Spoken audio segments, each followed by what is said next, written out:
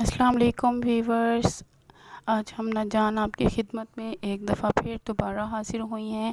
آج میں آپ کو جاپان کے بارے میں کچھ انفارمیشن دوں گی کہ جاپان اصل میں کس طرح کا ہے اور اس کی لینگویج جو ہے وہ کس طرح سے وجود میں آئی۔ تو آئیے ویورز ہم دیکھیں جاپان جو ہے وہ اصل میں جو ورڈ ہے وہ جاپنیز زبان میں اس کو نیپون کہا جاتا ہے، جس کا مطلب ہے چڑھتے ہوئے سورج کی سرزمین۔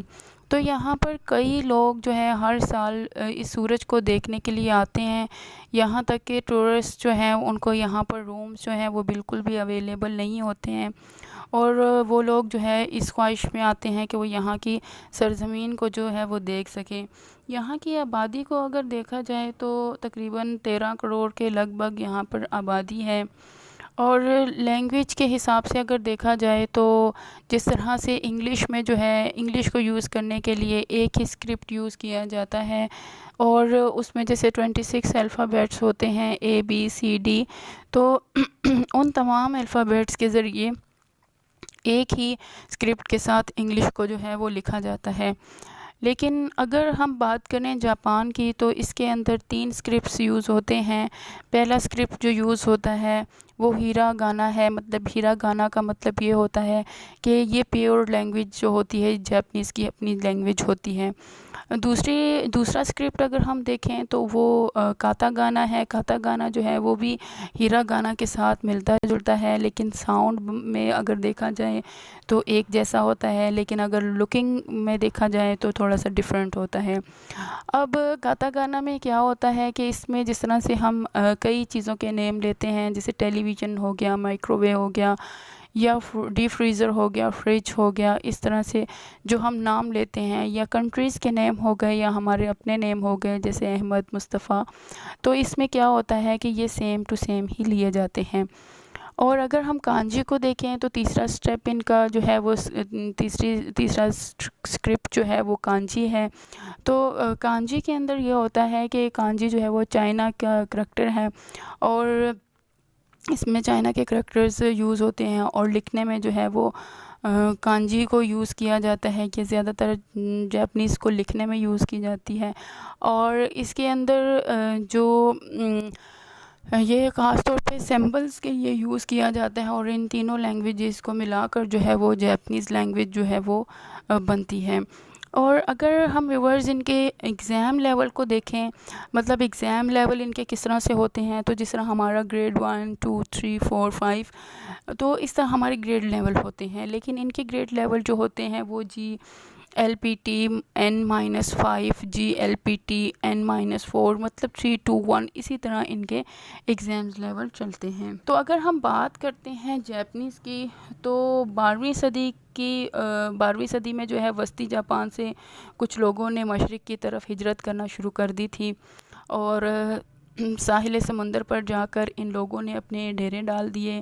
یہ لوگ سمندر پر جاتے تھے، وہاں سے مچھلیاں پکڑتے تھے اور اپنے گھروں کو آ کر سو جاتے تھے۔ زندگی ان کی بہت پرامن گزر رہی تھی۔ جاپان کا یہ جو حصہ ہے جہاں پر یہ جاتے تھے مچھلیاں پکڑتے تھے، اس حصے میں کاماکورا کی حکومت تھی۔ یہ شہر بھی اسی بادشاہ نے بنوایا تھا، جبکہ آج اس بادشاہ کے نام پر ایک الگ سے شہر بھی قائم ہو چکا ہے۔ تو کاماکورا اپنے قبیلے والوں کے ساتھ یہاں پہنچا۔ اس مقام پر ایک دریا جو تھا وہ سمندر میں گر رہا تھا۔ یہ منظر دیکھتے ہی کاماکورا کے منہ سے بھی اختیار نکل پڑا، ایدو۔ ایدو یعنی ایسی جگہ، یعنی کہ جہاں دریا جو ہے وہ سمندر سے گر رہا ہو، تو جاپنیز اسے اپنی زبان میں ایدو کہتے ہیں۔ وقت گزرتا گیا، لوگ ہنسی خوشی مچھلیاں پکڑ کر اپنی زندگی گزار رہے تھے۔ 1600 چل رہا تھا۔ جاپان کے اس حصے میں آخر جاگیردارانہ فوجی حکومت قائم ہو چکی تھی۔ اس سلطنت کو تاریخ میں توکوگاوا شاہی شگون کہا ہے۔ توکوگاوا جو تھا وہ در حقیقت میں جاپان میں بننے والا ایک قبیلہ ہے، اور اسی قبیلے کے نام پر یہ حکومت قائم تھی۔ اس قبیلے کی جانب سے جب کوئی فوجی ماہر، مطلب اعلیٰ درجے پر فائز ہو جاتا تھا تو اس کو شگون کہا جاتا تھا۔ توکوگاوا 1500 کو جب اس سلطنت کی فوج کا سربراہ بنایا گیا تو اس نے ایدو یعنی کہ نامی شہر کو فوجی قلعے کے طور پر استعمال کیا، اور ان دنوں سلطنت کا دارالخلافہ جو تھا وہ کیتو شہر تھا، مگر جغرافیائی اعتبار اور فوج کی طاقت ہونے کی وجہ سے اس شہر کو ہی دارالخلافہ کے مقصد کے لیے استعمال کیا جاتا تھا۔ سن 1866 میں شگون حکومت کا جب خاتمہ ہوا تو اگلے ہی سال ایدو شہر کو ملک کا نیا دارالخلافہ بنا دیا گیا۔ مشرق کی جانب ہونے کی وجہ سے اس شہر کو ٹوکیو کا نام دیا گیا۔ ٹو کا مطلب ہوتا ہے مشرق اور کیو کا مطلب ہوتا ہے خلافہ، تو ٹوکیو یعنی کہ مشرق کا یعنی کہ دارالخلافہ، تو اس وجہ سے اس کو جو ہے یہ نام دیا گیا۔ تو زندگی جو ہے جاپنیز کی بہت ہی خوبصورت تھی، بہت ہی اعلیٰ قسم سے ان کی زندگی گزر رہی تھی۔ یہ بہت ہی سمجھدار لوگ ہیں، محنتی لوگ ہوتے ہیں، اور انہوں نے ایسی ایسی ایجادات اور ٹیکنیکس بنائی ہیں جس کے ساتھ وہ اپنی زندگی جو ہے وہ گزارتے ہیں۔ انہوں نے اپنی زندگی میں بہت سے حادثات جو ہیں وہ دیکھے ہیں، بہت سے حادثات جو ہیں انہوں نے برداشت کیے ہیں۔ 1 سپتمبر 1923 کی بات ہے جب جنوب کی طرف سے 80 کلومیٹر زمین پھٹنے لگی، دوپہر کا وقت تھا، ہفتے کا دن تھا، تو زمین پھٹنے لگی یہاں تک کہ 75% عمارتیں جو تھیں وہ بالکل زمین کے اندر دھنس چکی تھیں۔ یہاں کی آبادی جو ہے کیٹو کی جو وہ 45 لاکھ لوگوں جو تھے وہ آبادی تھی یہاں پر، اور ان میں سے 1.5 لاکھ مطلب کہ آبادی یا لوگ جو تھے وہ بالکل ختم ہو چکے تھے۔ اور جب اس یعنی زلزلے کی شرح کو معلوم کیا گیا کہ اس کی شرح کتنی ہے تو پتہ چلا کہ 8.3 کی شرح سے یہ زلزلہ آیا تھا۔ تو ان لوگوں نے پھر بھی اپنی ہمت نہیں ہاری اور وہ محنت اور لگن سے اپنے کام کرتے رہے۔ انہوں نے اپنے جب چین نے اور امریکہ نے مل کر یہ سازش چلی کہ وہ ان کے اوپر طیاروں کے ساتھ جو ہے حملہ کریں گے اور ان کو ختم کر دیں گے جاپان والوں کو، تو اس میں بھی انہوں نے بھرپور جو ہے ہمت سے کام لیا، اور جو لوگ تباہ ہو چکے تھے وہ تو ہو چکے، لیکن جو رہ چکے تھے ان میں کافی اساتذہ تھے اور وہ بزرگ تھے، ان کو انہوں نے محفوظ کر لیا تھا، کیونکہ یہ لوگ اپنے اساتذہ کی بہت زیادہ عزت کرتے ہیں، ان کا بہت مان رکھتے ہیں، تو انہوں نے اپنے اساتذہ کو ہے وہ چھپا لیا تاکہ اساتذہ جیسا اہم سرمایہ ہوگا تو ہم اپنے ملک کو دوبارہ سے جو ہے وہ اسی پروان کے ساتھ ترقی کی طرف لے آئیں گے۔ لیکن اگر ہم نے استاد جیسے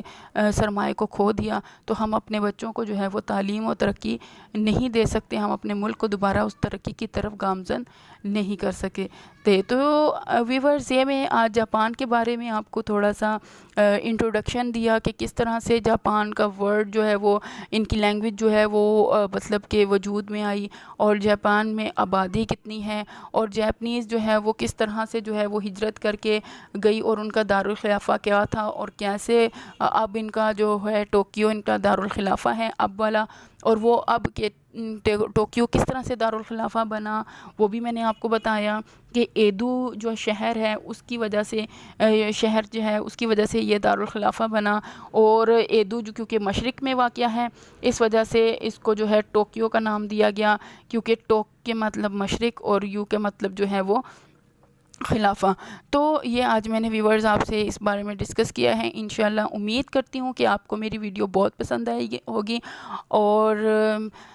آپ میرے ویڈیو کو سبسکرائب بھی کریں گے، اور انشاءاللہ میں نیکسٹ آپ کے لیے اس سے بھی اچھی ویڈیوز لے کر آؤں گی، اور میں آپ کو جاپان کے بارے میں اور ان کے کارناموں کے بارے میں، ان کی جنگوں کے بارے میں، ان کی ایجادات کے بارے میں انشاءاللہ میں اپنی نیکسٹ ویڈیو میں آپ کو ضرور بتاؤں گی۔ آپ کی دعاؤں کی طلبگار ہمنا خان۔ اللہ حافظ۔